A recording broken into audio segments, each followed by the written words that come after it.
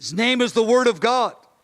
That means everything that he does in this battle and before and after, through all history, everything he does is upheld by the Word of God. His motives, his attitudes, his goals are all in the spirit of that which is communicated in the Word of God. Paragraph F, verse 14. His armies, they're with him. They're following him. Now his armies, I believe, are the resurrected saints and the angels. Most commentators say it's the saints, not the angels. Some say it's the angels, not the saints. I believe it's both. The army is there together. Here's the point. Jesus says, I want my people with me on this day. I want them with me.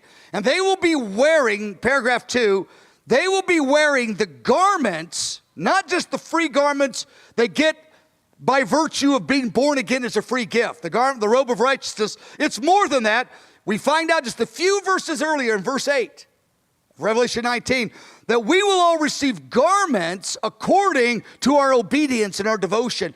We will actually, in our garments, be wearing the love we have for Jesus in this age. We'll be wearing and displaying it in the age to come.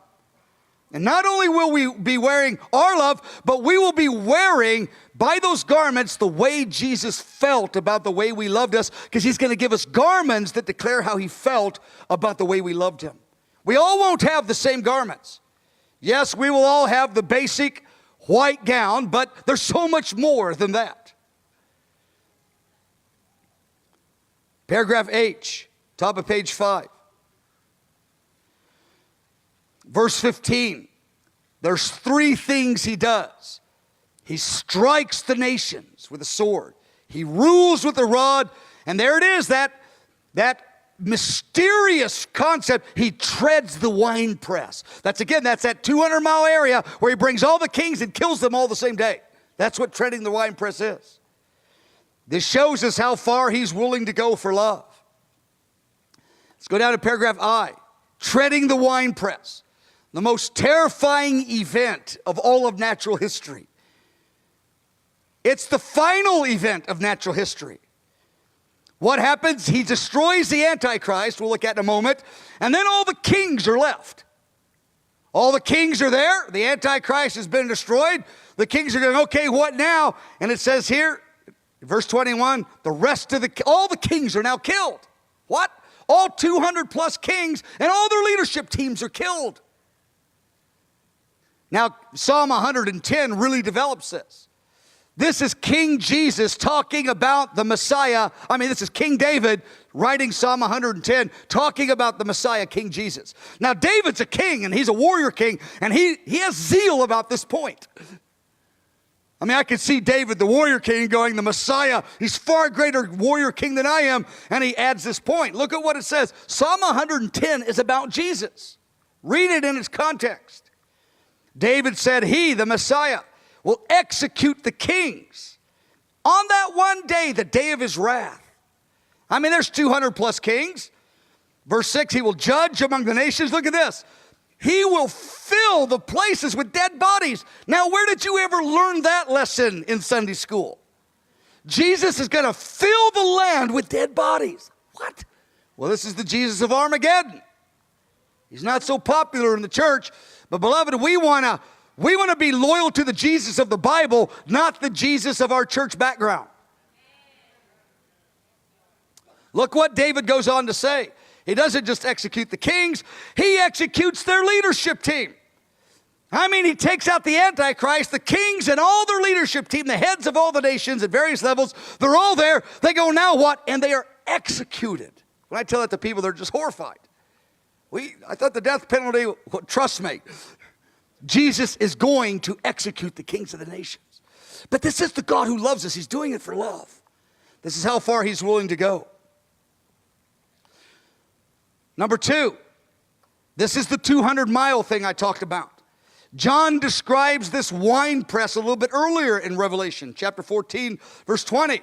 He said the winepress is trampled outside the city of Jerusalem, meaning these armies, tens of millions, are surrounding the city of Jerusalem in the far north of the land, up in Armageddon, to the far south in Edom and all the surrounding areas.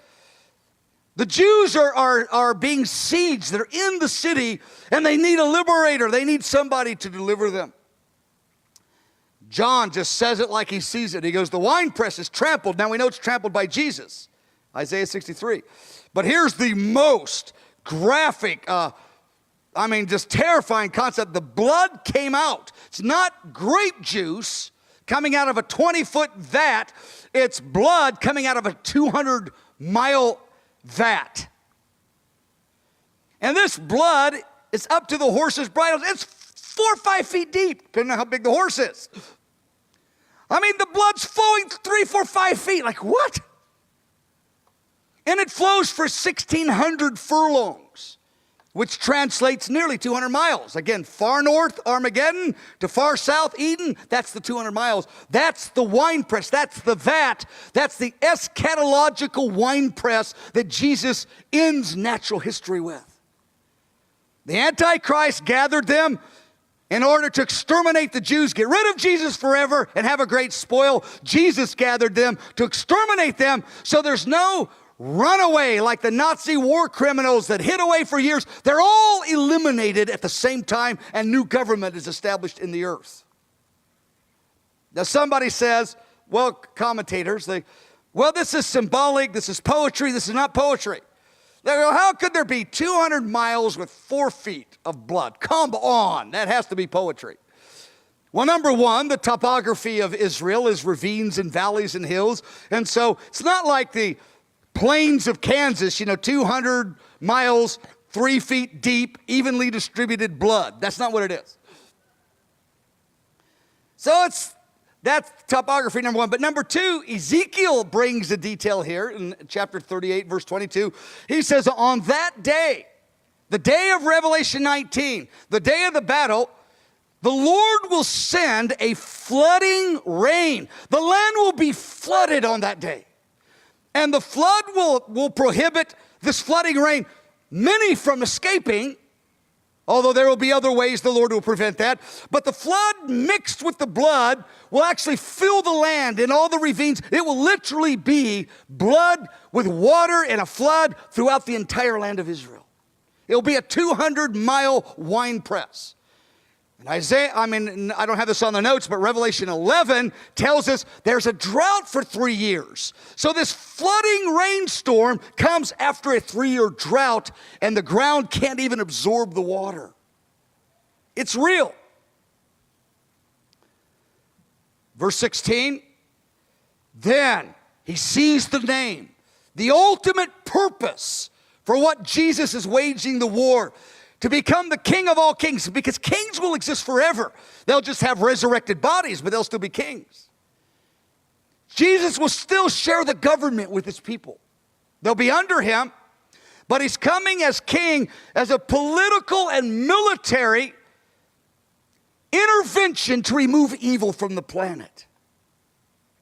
Top of page 6. Now we see, I'll just give a minute on this.